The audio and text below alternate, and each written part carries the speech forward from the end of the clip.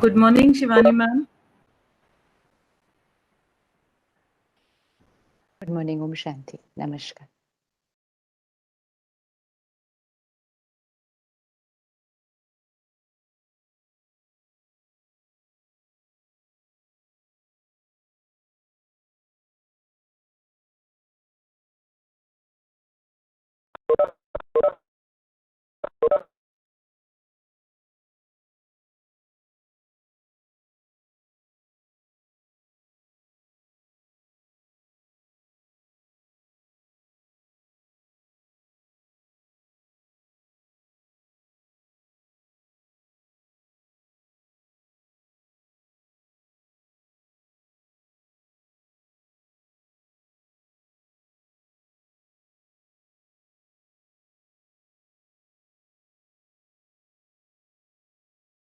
Good morning, Shivani ma'am. Good morning. morning, Honorable Pro-Vice Chancellor sir, and dear participants. Within half a second, we will just start the session.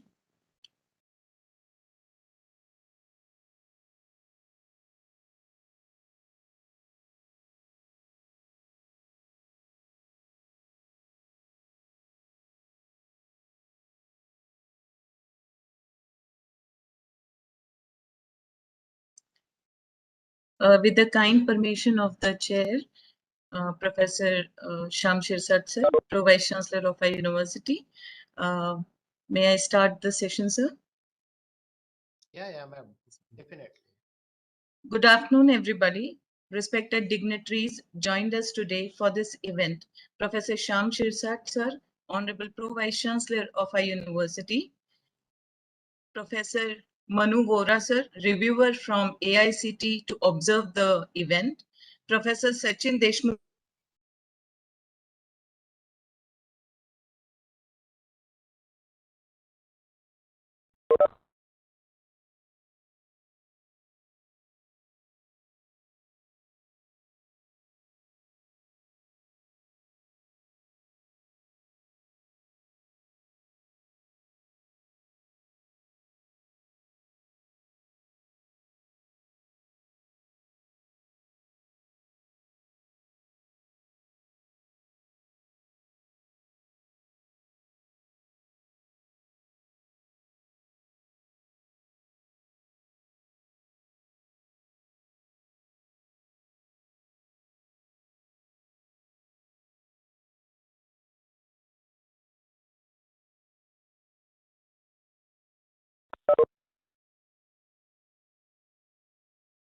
our invitation to share their knowledge and experience in this program. The program schedule and code of conduct is well posted in Google Classroom. I'm sure all participants will observe the same. Before I call upon Professor Sachin Deshmukh sir, I take the opportunity to introduce him to all of you. Dr. Sachin Deshmukh sir is currently working as Professor and Head, Department of Computer Science and Information Technology, Babasaheb Ambedkar, Marathwada University. He is also working as Director, Innovation, Incubation and Linkages Center of our university. Currently, he is a member of Management Council of our university and member of Advisory Board NPIU Merit MHRD Government of India. He has more than 28 years of experience in teaching for graduates and postgraduates. And he's also have an experience of software development too. He is a member of working group of Erasmus CBHE project MERGE, which was for improving international practices in South Asian higher education by European Union. He is associated with many expert committees of UGC, AICTE, and our university and various industries. He was a member of ICASA work group. He received a Pine Fellow Scholarship for Research Excellence under Erasmus Mundus program. He has successfully completed projects from UGC, DST, AICTE, etc. funding agencies. He has many research articles on his account, and many research scholars from MPhil and PhD got their degrees under his able guidance. His research interests are data mining, data science, text mining, and many more. Now I request him to present a department address. Over to you, Sachin sir.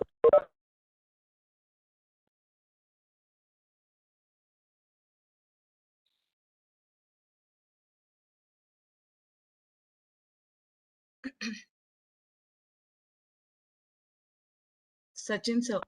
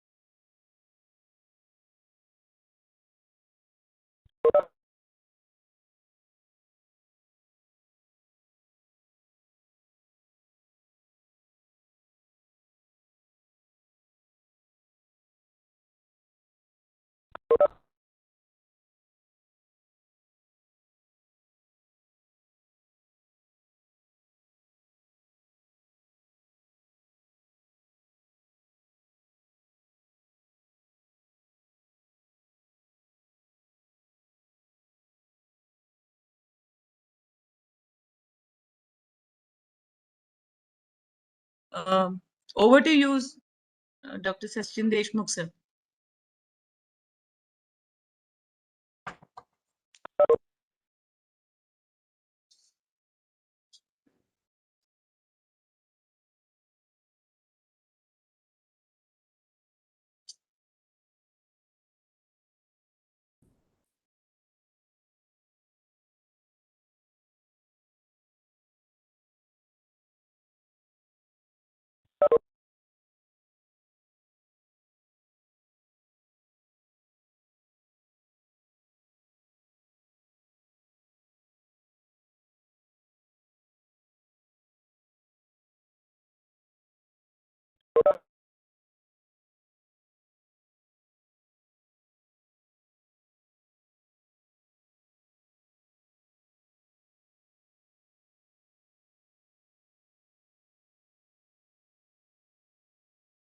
I'm sure sir has joined now. Sir, please.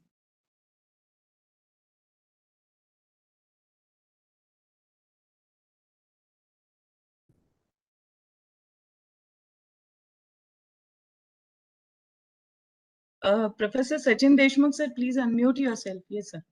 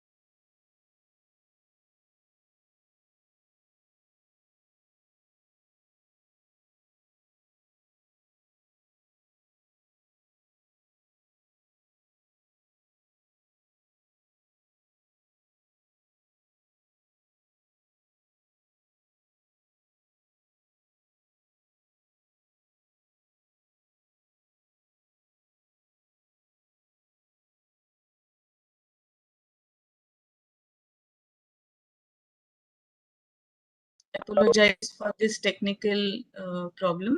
He will be joining in a second.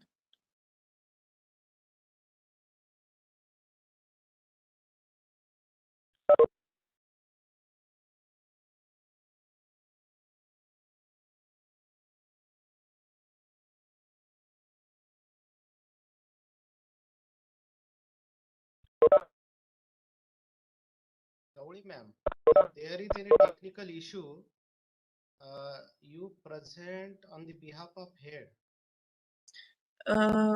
Actually, he is joined.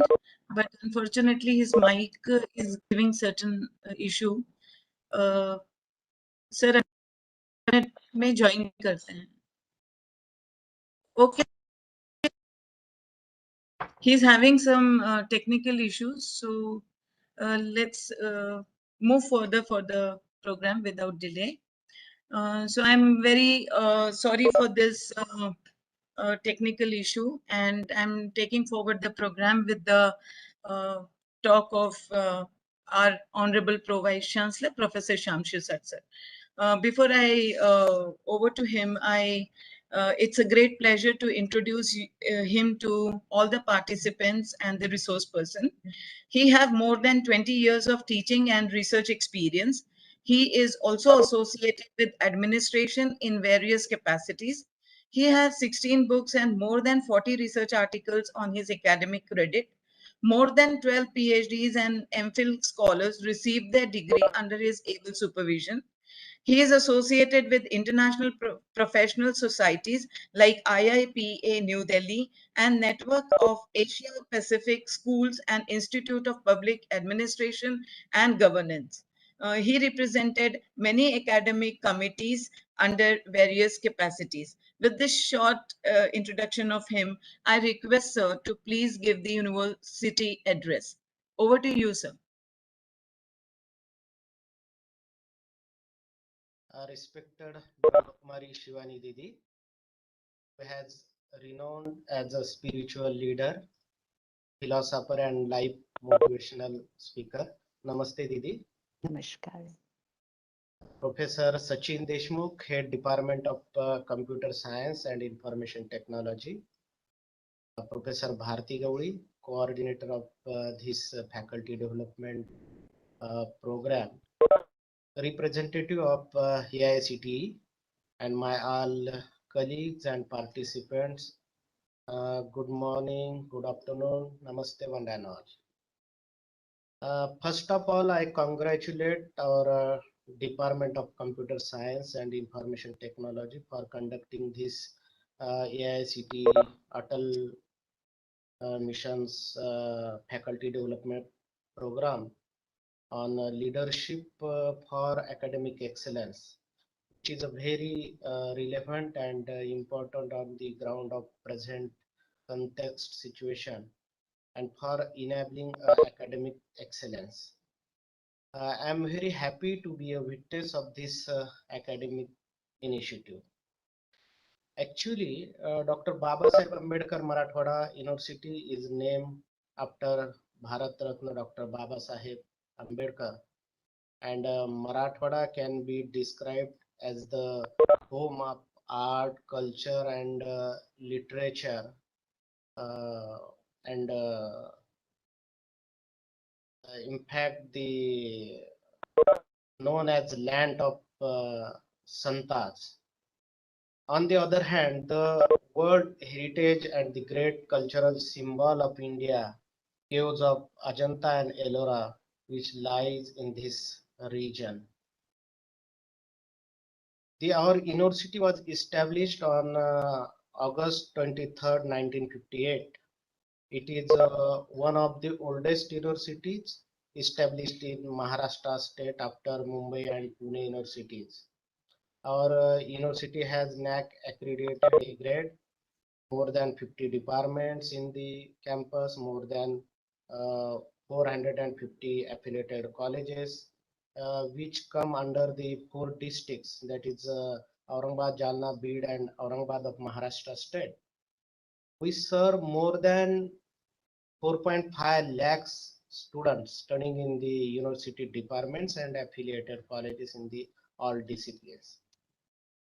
As per my knowledge, this is the 4th faculty development program of this year, which is sponsored by AICTE ATAL Mission.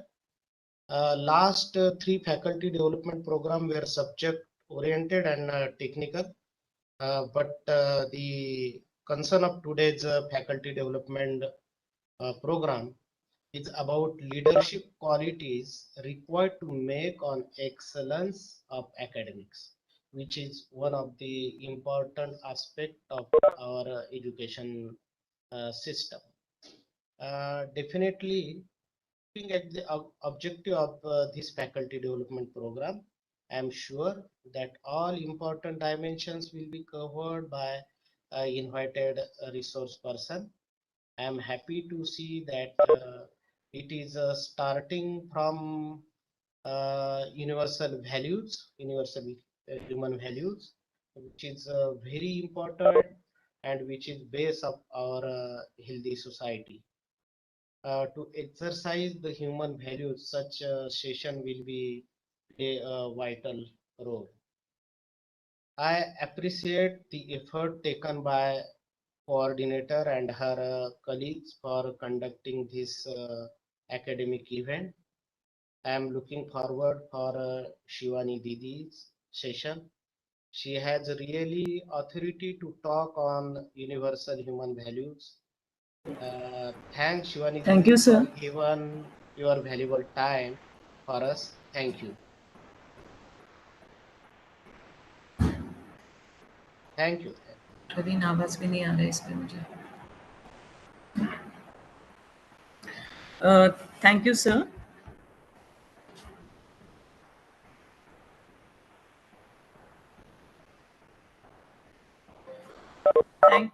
Thank you, sir.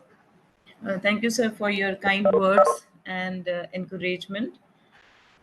Dear participants, now the person I'm calling upon needs no introduction. Her very presence itself is more than enough to do so. Still, let me formally introduce DK Shivani Didi, who will enlighten us today on positive work culture. She is an electrical engineer from Pune University and practicing Raj Yoga meditation of Brahma Kumari over 24 years. Her practical application of spiritual principles on the TV program called Awakening with Brahma Kumaris over 14 years has empowered people to overcome issues of emotional distress, depression, and relationship conflicts. She is a recipient of prestigious Nari Shakti Puraskar, the highest civilian honor for women in India, for her role in transforming human behaviors. She has been a goodwill ambassador by World Psychiatrist Association. It's indeed a dream come true to have you with us. I kindly request you, Didi, to verbally inaugurate the program and take the charge of the session. Over to you, ma'am. Om Shanti. And Om thank you Shanti. so much. And congratulations for coming together, like brother mentioned, not talking only about technical topics, but also including what is most needed, and that is taking care of the minds of everybody. It was always very important even before COVID. But what has been very visible in the last 1.5 years or more than that now is every webinar we do, every group we interact with, whether it is healthcare professionals, whether it is yesterday I was with a group of chartered accountants, whether it is, of course, business and industry, whether it is teachers, and of course, whether it's children or anybody. There's one thing which has come out very, very clearly in the last 1.5 years is that every professional group now is looking for their people to be not just intelligent, not just trained, not just skilled, and not just their qualifications, but I have started looking at their people being emotionally stronger. This was always very important, actually, but somewhere it was only in theory for us. And I think about 8, 10 years back, we started talking about emotional quotient, but it was still very theoretical. And we were talking that this is IQ, this is EQ, but still theoretical. Nobody had really still realized the importance of it. But in the last COVID times, it's become like a priority. Reason being, what was visible in the last 1.5 years is that COVID was a physical health issue. But what came out very, very distinctly was a sharp rise in mental health issues in the country and also, of course, all over the world. But we talk only about Bharat as of now. There was a sharp rise in depression, in anxiety disorders, in panic attacks, And of course, these are mental health issues. And there was a sharp rise in emotional health issues like fear, anxiety, panic. Now, this all had nothing to do with COVID. COVID was just a physical health issue. But what came out very clearly was our coping skill to a situation of uncertainty in our life. And this affected every professional. Of course, it affected families also. But what this has now brought about is that since all of you play a very important role in nurturing those minds who are going to be absorbed in all these professional setups, the need has really come because they will not be able to do this in their professional setup. This will need to be done from the education system. That, along with taking care of the academics, the skills, the qualification of every student, the need of the hour would be to nurture the emotional quotient of every child. Earlier, if we go back to uh, ancient Bharat, so which means if we go back to about 1000, 2000 years back, this was done in the education system, which is called the Gurukul system. So the Gurukuls that were here in Bharat thousands of years back, they had education of the outer world and also education of the inner world, which means the inner world of thoughts, intentions, principles, our way of thinking, our values, our ethics, our principles, all this, that is the inner world, was also taken care of at the Gurukul system. The Seva Bhav, the self-management. What was taught in the Gurukul system was how to manage our own self. That is the mind, the intellect, the sense organs, how to be focused, how to be concentrated. So before becoming a leader of a team you head or an organization you head, a person had to first become a leader over the self, which means even the son of a king had to go to a Gurukul to learn how to become a king. Well, the gurus could come to the kingdom and teach the child, but that was not happening. The king had to send the prince to the Gurukul for training. So, what was it that the child was learning in the Gurukul system was that in order to become a Raja, which means in order to become a king, you had to first practice Swarajya, which means you had to become a ruler over the self. Unless I am a ruler over myself, I cannot have those leadership qualities which are needed to take care of a team. But then gradually our education system changed. And then we adopted a system where, yes, there was a little talk about the inner world, but otherwise the entire curriculum and all the extracurricular activities that happened in school and again later in college and university were all about the outside world. So at least last few years, we know when we were in school, even before that, when our parents were in school, everybody was talking only about the outer world. So whether it's all the subjects, whether it's sports, whether it's debating, culture, and this is all the outer world. This is the outer world, which is extremely important. But unless a person is fine in their inner world, they cannot truly excel in the outer world. But in these last few years, the inner world was being taken care of by the family. So we would say that the education of the outer world is given by the college, university, school, and the sanskar, the values, the principles needs to be taken care of by the family. And that was also going fine. There was not a problem with that either. But then now we have shifted to a system where the family structure has changed. And so many are not living in joint families. Many of the children are living in very nuclear families, and in those nuclear families, many have families where both the parents are working. That is also fine. That was also not a problem. But gradually, we came to an era where both these parents who were working started feeling that stress is normal, anger is normal, fear is normal, anxiety is normal. Comparison and competition became very important in life. And the purpose of life became to achieve more, to earn more, because they had to make the life of their family very, very comfortable. Intention was very pure, to give their children the best. But what happened in the process? That the parents, with grandparents not living in most families, with the children, the parents' EQ started lowering a little bit, because this is also the era where we suddenly had a lot of technology, a lot of content consumption. So we are not talking history now. We're only talking in the last um 25, 30 years, only last 30 years. So which means distinctly I can feel between my schooling and now the current education system. The children, the state of mind of the children. So in these last 25, 30 years, our elders, and then we as elders, got introduced to a lot of technological toys at a very, very fast pace. We were used to a life where we would get one thing, then there was a gap, and then we would get gradually our parents would earn to buy the next thing. And now we suddenly came to an era where we got so many things very, very, very, very fast.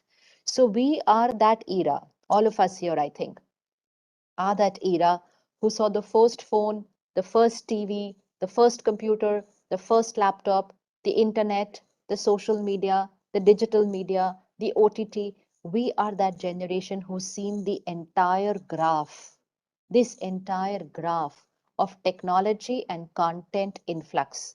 We have seen it. Nothing wrong with it. It came to make our life extremely comfortable. But what happened when all these things came? The ways of working of professionals changed completely.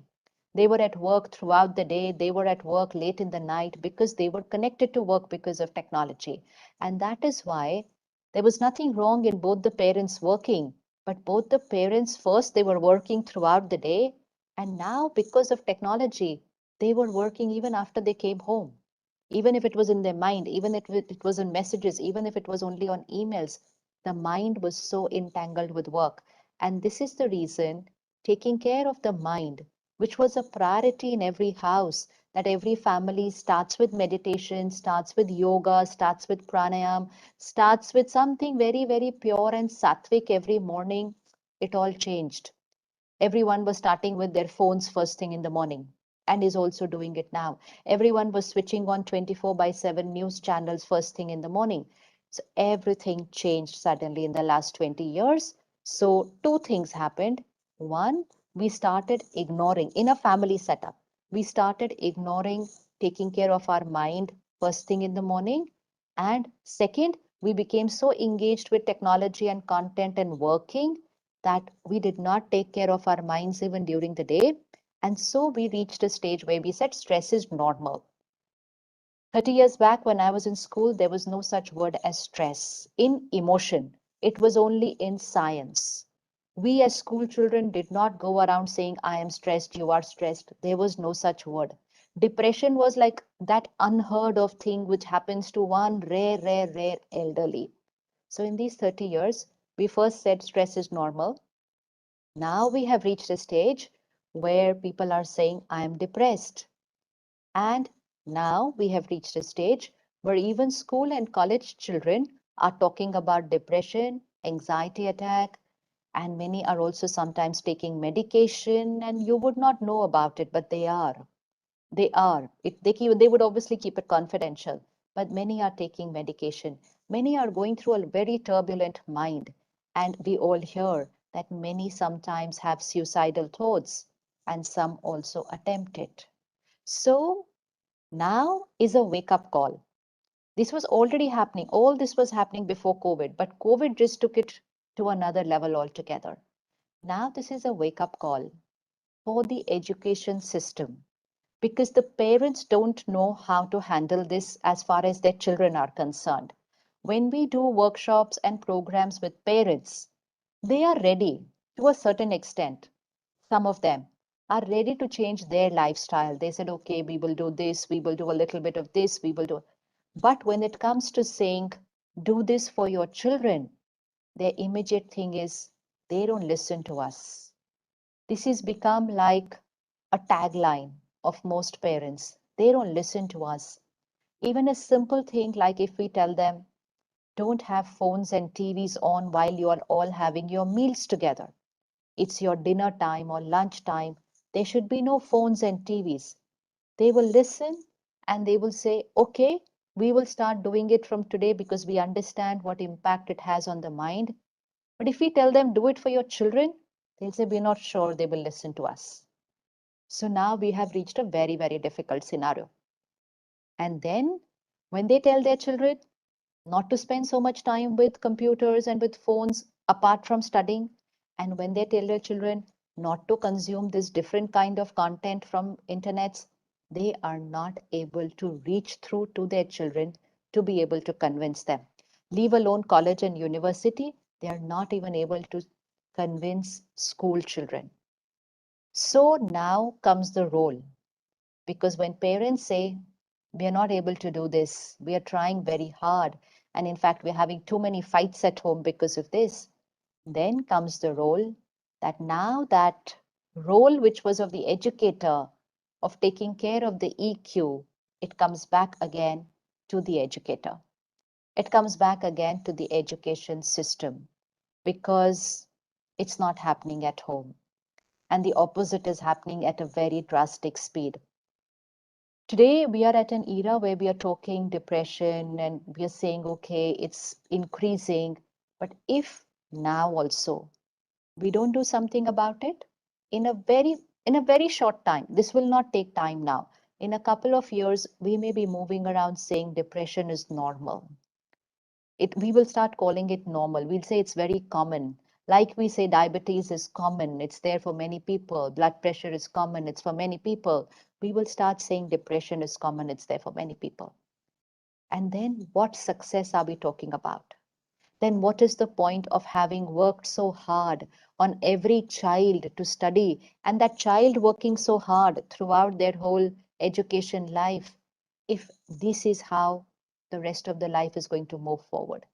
So it's beautiful for all of you to come up together to talk about this, but the need of the hour will be to take very fast action on this immediately, so that by the time the colleges and universities are full-fledged open post-COVID era, it's important that they open in a different style. Once you have a gap and you come back and you open something, it's very easy to do it in a different style. When we're in the middle of a functioning thing and then we try to change a system, sometimes it can be a little tough. People don't accept change. But when there's been such a long gap, and now everybody will open their colleges, their schools, their universities, it's easy to do it in a different style, especially saying that we need to take care of the minds of the children who've come after such a long lockdown period. So it's important to take care of their minds. So a few things that we would need to start doing in our work culture, that means in our university or a college culture. We cannot do this only through subjects. So values and principles, we do have subjects in school. There is a subject, one or two subjects on that. I'm not sure whether it's there in colleges and universities, but even if it's there, that's not enough, because then it still looks like theory. And then when that child comes into a practical world, the child doesn't see their theory being implemented in the practical world. Whether their practical world is their family setup, their friends, or what they're seeing from media is happening all over the world. They don't see that in the practical world. So apart from the subject, apart from a session on that topic, what is more important is to have a culture, which means to have a way of living, a way of working in the university, which is living that culture, where emotional quotient is a priority, not just a subject, not just a word EQ, but it is a priority to a stage where the emotions, the sanskar, the values of a child are treated as more important than their academic or any extracurricular performance. This is the need of the hour, because we need a big shift. We're living in a world where everybody is talking only about performance. So if you ask a child, you want success, then what is success for the child? Only performance, only achievement, because that's what the world is showing them, that achievement and performance is what is success. So whether they see business magazine covers, whether they see social media, achievement and performance is equal to success is what society has conditioned. So obviously a child is also going to groom themselves only in that direction. What is the need of the hour? And it has to start from school, college, university. Performance is very important. Achievement is very important. But more important than that is your sanskar, your values and ethics. Why values and ethics? Because anybody living with very powerful value system, ethics system will be powerful internally. They will be powerful internally. And when they are powerful internally, their willpower is high. When their willpower is high, the emotional quotient is good. And then let there be any situation in their life, they can handle it easily. They will not dip to a mental health issue. They will not live their life saying stress is normal, anger is normal. So the first thing to be able to do that is that we as educators, as heads of organizations, we will have to make our EQ our priority first. Because before we do it, it's like any other subject. You can't share that subject with another person unless you have mastery over that subject. We don't need to have mastery over emotional quotient. We just need to start working on it. Now, the first thing that we need to start living in our life, and then we will be able to share that with every child directly or indirectly. The first thing that we have to start is that what is a normal emotion? What is a high EQ? What is emotional health? Because the world is giving a very different message. So there are two words, emotional illness and emotional health. Like physically, we will have two words, physical disease, physical health, mental health issue, mental health. So we have these words, but when it comes to emotional health, what is going to be an emotional disease? What is an emotional illness? And what is emotional health? The word disease means dis-ease. When the body shifts from its position of ease, where the parameters are at ease, we will say this is a disease. Similarly, the mind, when it shifts from its position of ease, it is disease. So right now, all of us are with a normal mind, calm and stable. We're all together, focused, and suddenly someone comes and says something to you, or you get a message on your phone, which is not the way you want it to be, and your thoughts start running. And it's like, why did this happen? How could this happen? This shouldn't have happened that way. This shouldn't have happened that way. Why did they do this? And suddenly your mind will start creating these thoughts. And when your mind starts creating these thoughts, and it goes on, then our mind has shifted from a position of ease to a dis-ease. And that dis-ease position, the mind can create stress, it can be called worry, the mind can get irritated, the mind can get fearful, the mind can get angry, and then it will come out in words and behavior. And when those disturbed emotions are created here, the vibrations also radiate to the body, and the child will feel uncomfortable in their body. So you would have seen all your life, you would have seen so many children who are unwell before an exam. Even it's a simple unwell like a little fever, a little cough, a headache, hands sweating, mouth drying up before a public talk or an interview, feeling acidity or pain in the stomach. This is all dis-ease of the body caused by a dis-ease in the mind. The day the exam is over, all these parameters will become normal for the child. So these emotions are a dis-ease. The sooner society accepts that these emotions are not normal, we're going to be able to change the world. But a big mistake in the last few years, we've told society stress is normal, anger is normal, worry is normal, fear is normal, comparison is normal, competition is normal. We've gone and taught little kids life is a competition.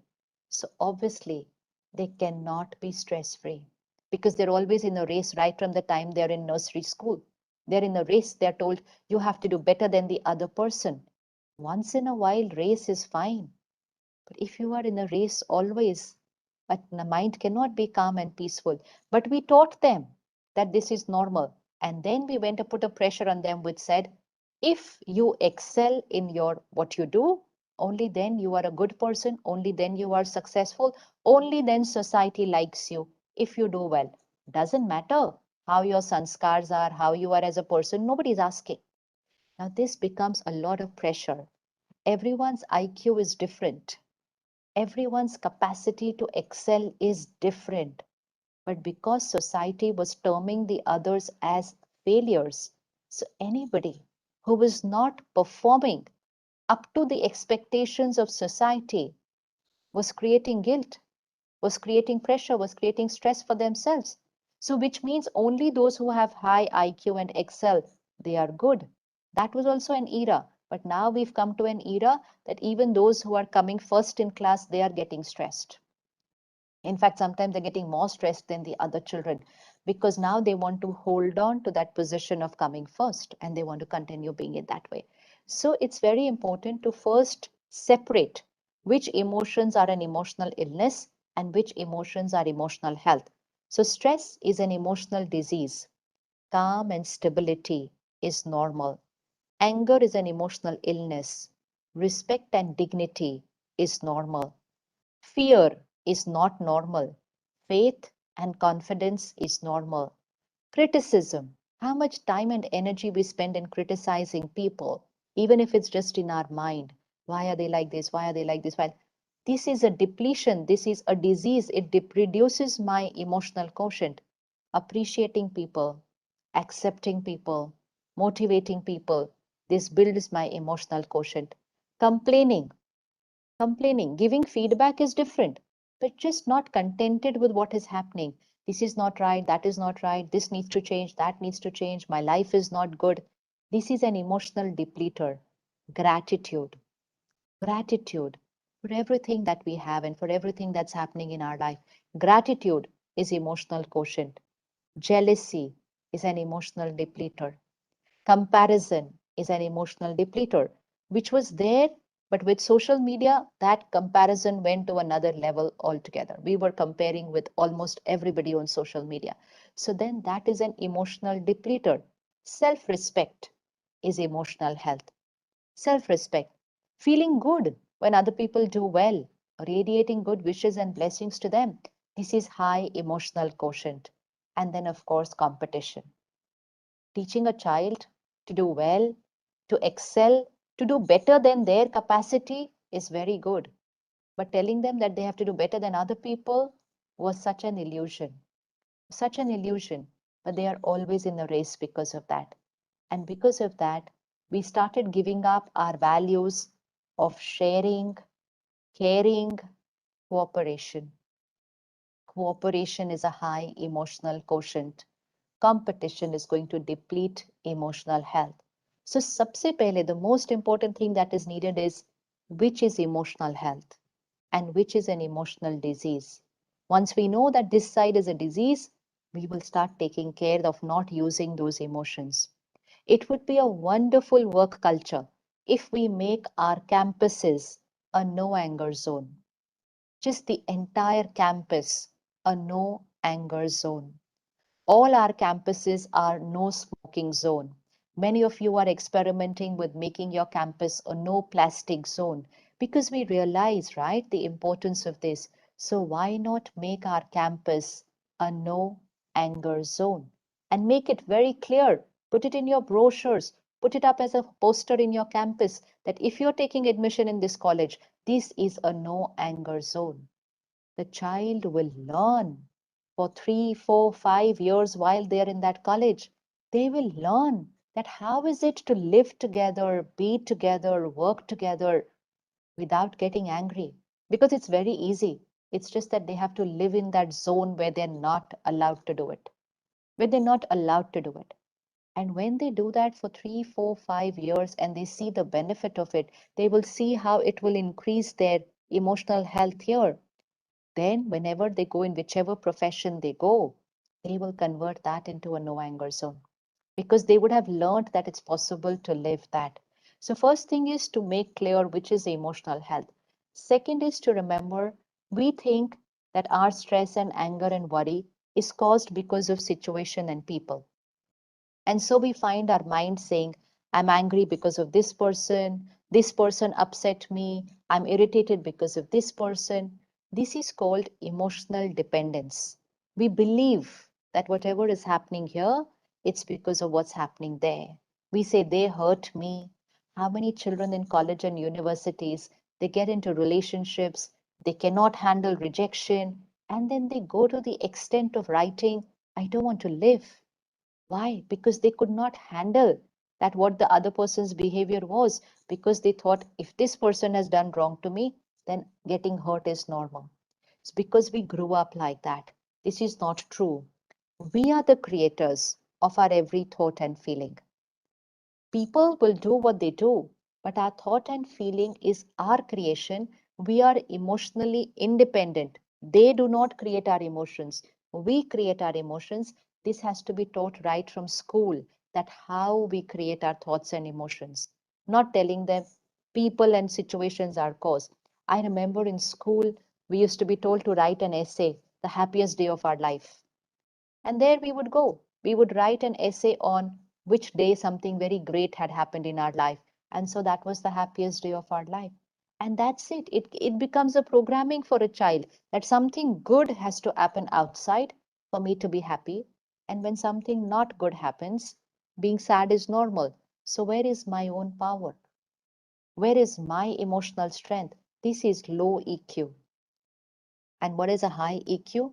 Understanding that situations and people will be different every day, and we have the power to create peace, compassion, acceptance, cooperation, irrespective of what's happening in the situation or the people's behavior.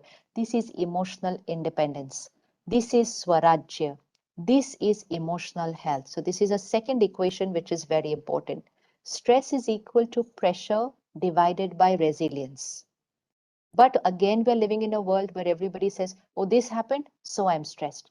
We find people saying, this is work stress, this is exam stress, this is parenting stress, this is travel stress. There is no stress in all these things. Stress is in the way I cope with that situation, whether it's an exam, whether it's a project, whether it's an interview. It's not interview stress, it's my mind stress because of the interview. So, stress is equal to pressure divided by resilience. So resilience means my inner power to cope with the pressure. And this is what needs to be nurtured in the education system, the resilience. We don't need to reduce the pressures of a child. We don't need to change the examination system, the marking system. We need to increase the resilience of the child. So one is, I am the creator of my thoughts and feelings.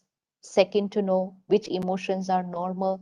And then third, integrate simple lifestyle habits, which I request each one of you to first integrate in your life. And once you integrate it in your life and you see the benefit of it, you will be able to inspire children to start integrating that into their life. But it has to begin with you. And you'll be able to influence as an educator and also as a parent. If a parent does it, they can just influence children, not dictate to children, but just influence children to be able to change just by their vibrations, just by changing the energy in the house, the energy, the culture of the house, and similarly the culture of an organization. Now, simple lifestyle habits. One very, very important habit which everyone needs to change, especially children, especially college going children, in order to have good emotional and mental health, is a sleep cycle. The sleep cycle. Majority youth today are saying, oh, but I study better at night. And it starts with a few children. I think it was even at our time, we had few children who would say, oh, I study better at night. But it was always a few children. Now, gradually over a period of time, it's very few children who are sleeping at night and studying early morning. A lot has changed. Now, a wrong sleep cycle has a deep impact on the mind, the brain, the body, the concentration, and the willpower. So the first thing that needs to be shared regularly with a child is the scientific spiritual application of sleeping right. Early to bed, early to rise makes a person healthy, wealthy, wise. A lot of school children don't know this line today. It's not talked about. They don't know this line today. And what's the opposite of this? Late to bed, late to rise. What's it going to make a person? Unhealthy, unwealthy, unwise. Now, this every child needs to know. And now start practicing it, but start it first in your life. The highest energy time where we need to be asleep, is 10 to 2. It doesn't mean we are waking up at 2 o'clock. It just means 10 to 2, these 4 hours, we definitely need to be asleep, in deep sleep, delta stage. In order to sleep at 10 o'clock well, by 8:39, we should disconnect from any negative media, which means the world news, the TV serials, the crime shows, any show which is ridiculing people, any show in which there is any negative emotion of ego, lust, greed, fear, aggression, anything. Even a normal TV serial is either homes breaking, relationships breaking, people shouting. If we are consuming this just before going to sleep, you want to consume it, you consume it a little earlier in the evening. But if you consume it just before you go to sleep, then during your sleep, it is that content which is getting processed on your mind, your subconscious mind, and vibrations of that are radiating to your body. That content which is in the last 1 hour before you go to sleep. Two timings are very important: the last 1 hour before we sleep and the first 1 hour when we wake up. These two times, whatever we are doing in our mind is going deep into the subconscious, becoming a part of the personality. So last 1 hour before we go to sleep, we don't consume any such media. We spend that time with family, we spend that time reading or listening to something good, listening to music, hobby, chatting, doing nothing. That's fine. I'm sure we've all grown up hearing our parents say that even if there was an argument, even if there was a fight in the house, sort it out before you go to sleep. There's a reason. If you take that upset feeling or that anger into your sleep, it goes deep. So we know that, but we don't realize that through TV and phones, when we're consuming other people's fights, other people's arguments, even that's not good for my mind. Neither social media an hour before we go to sleep. It starts making me feel, oh, everybody else has a very good life except for me. And I tend to compare myself with a lot of people. So last 1 hour is a very, very crucial time. Early dinner, early dinner. In order to be able to go into deep sleep at 10 o'clock, I should have a light early dinner by 7 at least, because all our doctors tell us, and we know the truth, that it takes about 2.5 hours to 3 hours to digest the food. If we eat early and a light dinner, and then we disconnect from media an hour before we go to sleep, then when we go to bed at 10 o'clock, we will go into delta deep stage of sleep. And if we sleep deep and sleep well, we will immediately wake up early in the morning. Today, there are a lot of people doing workshops on the 5 a.m. Leadership Club. They're teaching people, professionals, how to wake up at 5 a.m. But in our culture, we have it for thousands of years. 4 to 5 a.m. is Brahma Muhurat. It is Amrit Vela. It is the highest vibrational time. It is a time in which everyone should be awake. Anything important in our life, we do a Muhurat time for that. But the most special Muhurat of every 24-hour cycle is the 4 to 5 a.m. time. If children had to wake up and study at that time, they would need less effort and absorb much more. Instead of staying up till 12, 1 and 2, and then waking up at 8, 9, it's a completely wrong cycle for the mind and the body both. So, but if we go to sleep by 10, then waking up by 4, 5 becomes very simple, very natural if we have not consumed wrong content before sleeping. And if we have not had a late dinner and a very heavy dinner before going to sleep. So that's the easiest way to wake up in the morning. Many of us say we want to wake up in the morning, but we're not able to wake up in the morning because we sleep late, we eat heavy, and till go to sleep, we are with our phones. We are lying in bed on the pillow and we're looking at our phones. We are surfing social media. Then all that is going into the mind. These are called lifestyle issues, which are changing the culture of society because it is affecting the human mind. Now, everybody, 15 minutes before you go to sleep, keep that as your time. 15 minutes. What do we do in these 15 minutes? First thing, consume some very pure divine content, which means watch, read, listen, some divine content which has willpower, acceptance, happiness, unity, respect, self respect. It has all that kind of content. This is where spirituality plays a very, very important role. Spirituality gives us healthy content to watch, read, listen. A very big reason why children are all of us are going through what we are going through is because of our emotional diet. Emotional health decided by emotional diet. What is emotional diet? What we watch, what we read, what we listen. This is emotional nutrition. If someone had to draw a graph of content that has come into the world in the last 10 years, 15 years, 20 years versus emotional and mental health of society, you'll see a direct connection there. There's a direct connection there. So when we were in school, the TV started with one episode a week, and that too, it was very light, very value based. The vocabulary was different. The way of reading out the news was different.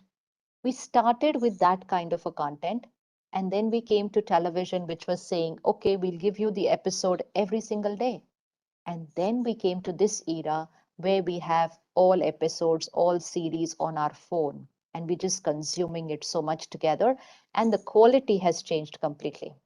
Quality. Now we are having content from all over the world. You see what a deep impact it has on the human mind. We are not absorbing only the content of the country. We are absorbing, especially the children, they are absorbing a content which is global. Education wise, it's fine. But when it comes to entertainment, which you're consuming a lot global, then you are consuming different languages, different ways of dressing up, different ways of eating, different ways of living, different ways of talking. Different. You're just consuming everything. And then obviously, you lose out on what is your own culture, what is your own maryada, what is your own Sanskriti, which the country has taught you? Which is your protection? Which is your protection? So a lot of people from all over the world, they get inspired and they adopt a culture which Bharat has, because Bharat is very rich in its culture. A culture of yoga, a culture of spirituality, a culture of meditation, a culture of seva bhav. So all this culture is there, which is very rich in our country, but a lot of us are getting inclined towards absorbing a lot of other things into our life. And then it doesn't fit because we're living in another culture, but we're adopting another culture in our minds. So especially the children really, really has to take care of this. Now, what we watch, read, listen is who we become. This has to be told to a child, I don't know how many times, till they really understand what they are doing to themselves. So emotional diet is going to decide emotional health. If they are going to consume videos, movies, or magazines which have lust, ego, greed, violence, comparison, competition, nothing can stop them from becoming that. Nothing. So, the more and more and more we put emphasis on this, the safer they will be. Every child, almost every child today is saying, I can't concentrate. I'm not focused. Why? Why are we not being able to focus and concentrate? Because of overthinking. But why overthinking? Over content consumption. Whole day like this, phone. It's not about how much time we spend, because a lot of parents say, okay, how much time are you spending on your phone and laptop? It's really not about the time. It's first about the quality. Even if I am half an hour on my phone or laptop, but I've consumed very, very negative content, then that's not healthy for me. But I can be 2 hours on it, but I've consumed good, healthy content, then that's healthy for me.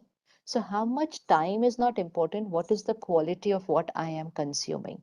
So, if they want to come back to being focused, concentrated, high willpower, not getting anxious before an exam, not panicking before an interview, if they want to go back to that, the first thing they have to do is restrict content consumption. Be very strict. All these platforms, all the platforms that we are using, they are designed to be addictive. They are designed. It's like that packet of chips or wafers. Once we start eating, we just go on eating, we just go on eating. And then we tell somebody, Chalo, remove this packet away from me, otherwise I'll keep on eating. It is designed to be addictive. Similarly, these platforms have been designed to be addictive. And the people who have created the platforms have openly come and talked about it and said it was designed to be addictive. It is designed to manipulate your mind. Once they are telling us it's designed to manipulate our mind, and we continue to using those platforms, then we are giving somebody the liberty to manipulate our mind. It's not good for anybody, but it's definitely not good in student life. Definitely very harmful. So, content consumption. So, at least 15 minutes before we go to sleep, we need to consume pure content so that it gives nourishment to the mind, the right way of thinking, the right way of living, the right way of behaving. That's spiritual content.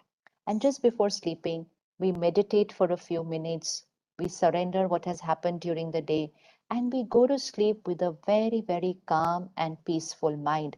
This is going to take the mind into delta stage immediately. So this is what everyone needs to do, but especially every child needs to do. So even if they are studying late, late means till 9:30, 9:45, at least 10 minutes, they should absorb something very pure and powerful. That will be nourishment that will actually help them in their exam performance, and then go to sleep. Keep a few thoughts every night that you can say, because thoughts manifest, thoughts become a reality. Sankalp se siddhi hoti hai. So we create a few thoughts. For example, I am a powerful being. I am calm and stable. I am fearless. I have high self respect. I don't compare myself with anybody. My body is perfect and healthy. I accept people as they are. People accept me as I am. Success is certain for me. And then we put an affirmation for our education goals. Like for children, they can write, I have already achieved these many marks, and start working with these affirmations. Every child needs to write, I'm focused. My concentration is extremely high. This is an affirmation, which means this is a thought that they will create in the night before going to sleep.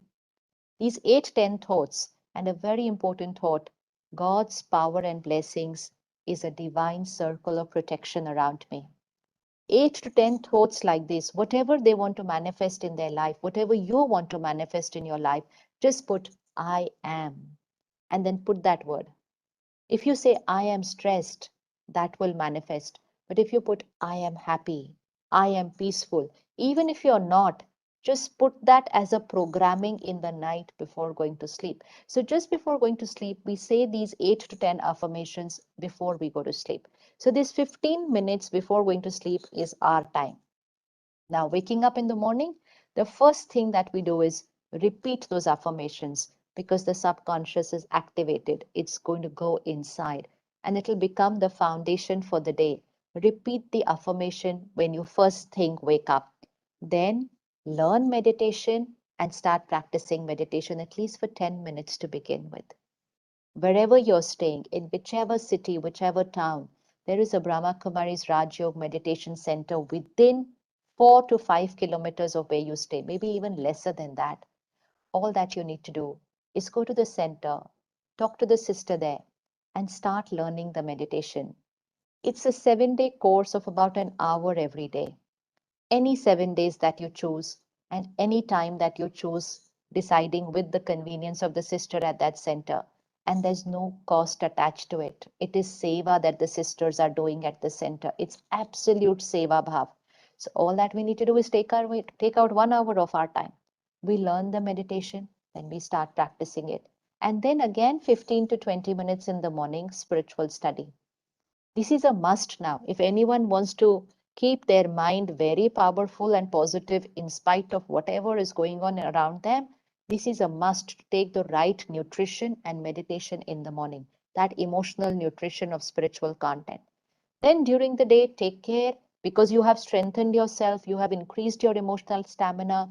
You take care how you respond to every scene, like consciously making your workplace a no anger zone. It just changes everything. It changes the way we speak. It changes the volume of our voice. Gradually, there's a big shift in our personality with that. So your ways of responding to situations will change. And a third thing, which is very, very important, to create a powerful mind, because only a powerful mind is able to live by values, principles, and ethics. If we are going to tell minds which are not strong to live by values, principles, and ethics, it's extremely difficult. And even if they live by values, principles, and ethics, in today's world, in a professional setup, they might face challenges because majority might not be on the same side. A powerful mind is needed to be able to face those challenges, to be able to remain holding on to those values and principles, even though there are a few ups and downs till everything settles down. 100% truth always wins. Ethics will always win. But there are a little ups and downs that come sometimes in a professional setup because the majority may not be on your side. So you need a powerful mind for that.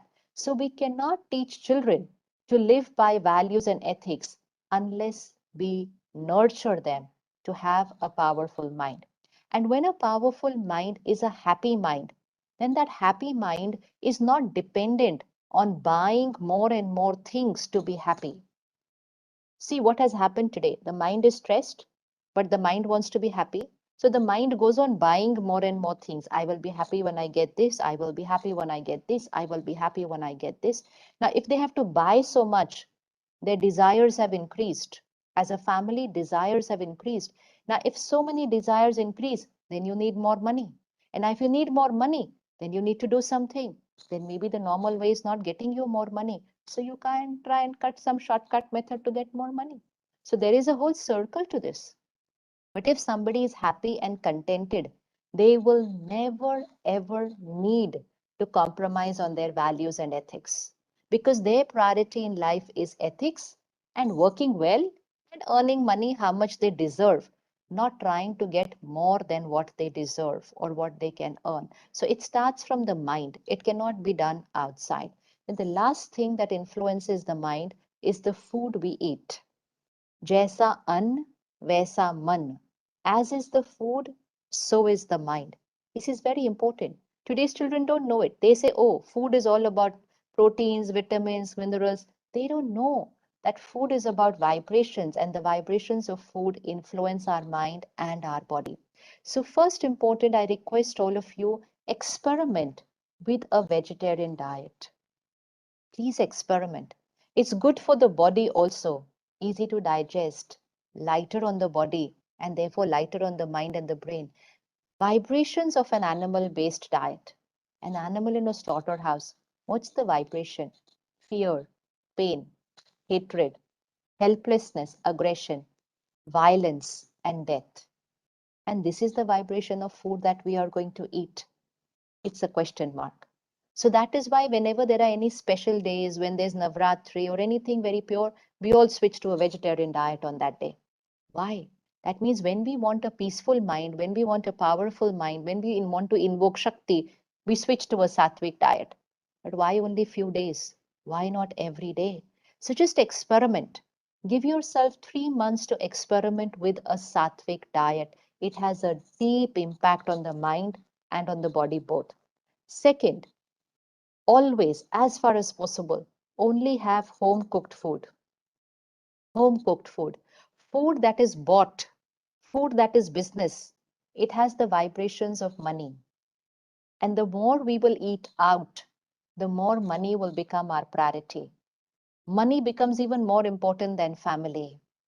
That's we've been seeing in the last few years. Why is money more important than relationships? Because we're eating food that is cooked for money rather than food that is cooked for love for family. So as far as possible, eat home cooked food. Now at home also, a method to cook the food so that the food is not just home cooked food, but the food is prasad, the highest vibrational food, like it is cooked in temples and gurdwara. So where the food is being cooked in the kitchen or in colleges where there is a canteen and food is being cooked, let the food be cooked with high energy words playing in the kitchen, which means spiritual songs, bhajan, mantra, whatever you like in your college. Different, you can keep playing different things. Play everything that is universal. Play every religion, spiritual songs in the kitchen, but play high energy words in the kitchen. Every word energizes the food that is being cooked, and that power goes through the food to everyone who eats. So, second is what first is what we eat, second is how we cook, and third is how we eat. Another habit that a lot of us have created is to eat with the TV screen on or the phone in our hand or talking on our phone if the phone rings while we are eating. We thought it's okay to talk while eating. It's not. It's jaisa an vaisa man. So the vibrations of the food are very important while eating. So make it a principle at home. No phone, no TV while eating. No distracted eating, mindful eating, eating in silence, or eating with happy conversations, no arguments, no problem discussion while eating. And most important, just before you eat, just pause for 5 seconds. We were all taught to pray before we eat. How many of us are doing that 3 times in a day? So just pause for 5 seconds, say your gratitude to the divine, and then say your affirmations into the food. Let your food absorb these lines. I'm a powerful being. I'm happy always. I'm peaceful. My body is perfect and healthy. I'm successful. My relationships are beautiful. Just say in 5 seconds these 5, 6 lines into your food. Your food will absorb those thoughts and they will become your predominant thought. And same thing you can do with water. Just 5 seconds. The water of the city has the vibrations of the city. So whichever city we live in, that vibration of stress and fear of the city is in the water. And that's why in Hindi it is said, "Kaun se शहर का पानी पीते हो? किसके घर का नमक खाते हो?" Which means आप जिस शहर का पानी पिएंगे, that vibration of that city will come to you through the water that we consume. So 5 second pause before eating and before drinking your water can change your state of mind completely because you're cleansing the vibrations of what is coming with the food and water.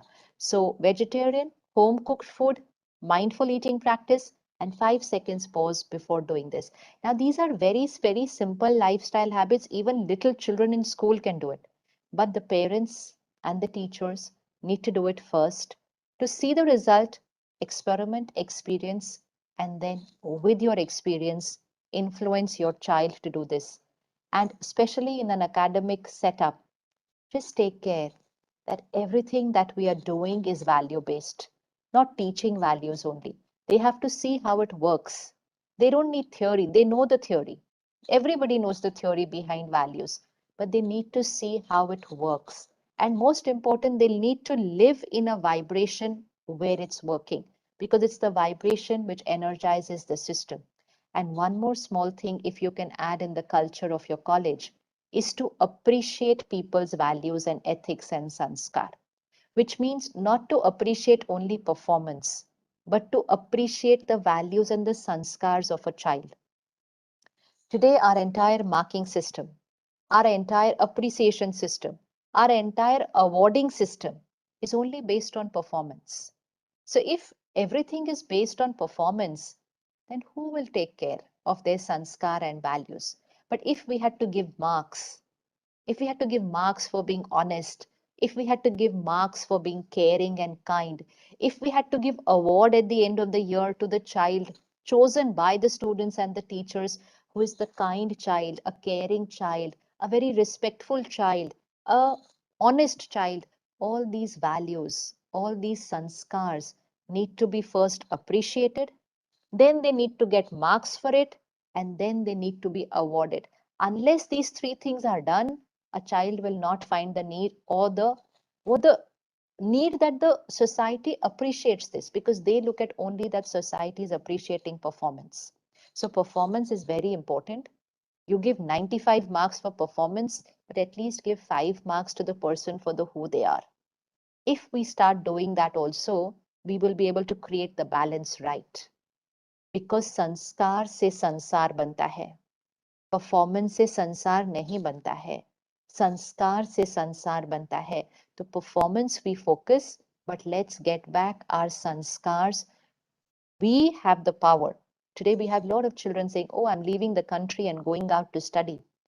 We have the power in our country if we inculcate our spiritual principles and culture along with our education system, which will build not IQ but EQ and SQ of the child. Very soon, we will have children from other countries wanting to come here and study. That is for sure, because we are rich in that culture. We will have people from all over the world who would want to come here and study, provided we create an example and a sample of that. Thank you so much. Om Shanti.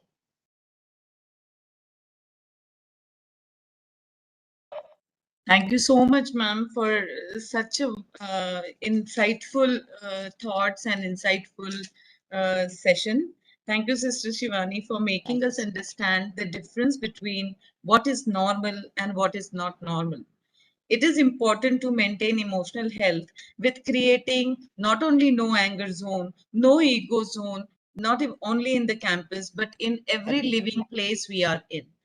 You are also made us know about the healthy habit.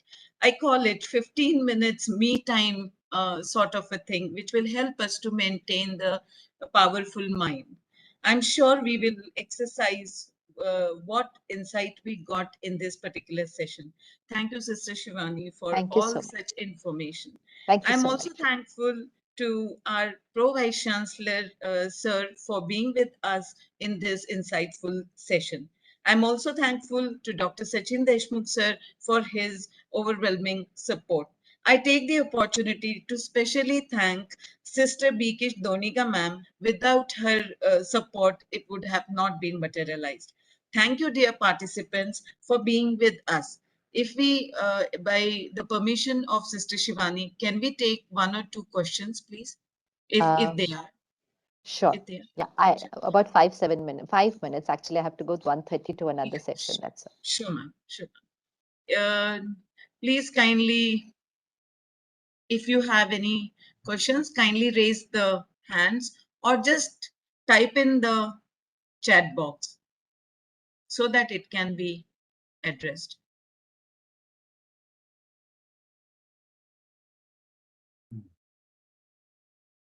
Okay.